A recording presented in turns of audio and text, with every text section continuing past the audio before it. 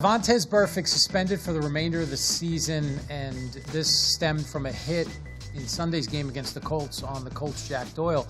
He was penalized for the hit and then ejected by New York, and this is something they can do for a football or non-football act, and so penalized by the on-field officials. New York got involved, ejected him. Vontaze has an extensive history. You're talking about a player that has been suspended multiple times.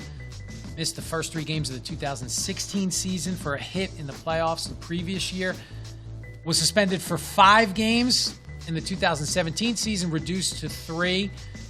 Fined $112,000 for multiple hits in 2018 in a game against the Steelers, and so the league obviously felt compelled to suspend him, and we think this was the right decision. Well, listen, I think it has to be the right decision with that history. And then, I also think that the league, and nobody likes what we saw in Green Bay on Thursday night, which was, 2 players that were taken out, immobilized, strapped down, taken out on the cart. Both, thank God, are okay, but that's not a scene that the league wants to see. And so there's going to be, to me, more emphasis on those types of Burfict's hits. And again, as you said, New York is involved. I have a suspicion that the officials on the field probably were going to eject too, but they really can't until they either confirm it with New York, or New York then tells them, if they weren't, that Burfict needed to be ejected. But I can't remember a player necessarily being ejected or disqualified for the entire season. I mean, that's a rarity for a football act.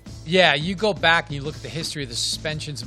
Most, if not all, of the suspensions that have been that long have been for off-field conduct.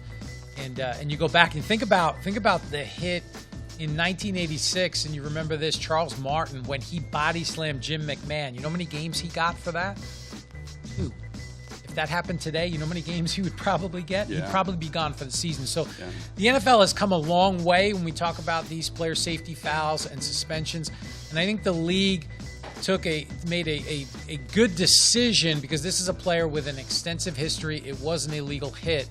And it was referenced in the letter from Vice President in Player Compliance, John Runyon, and he said that you have had a history.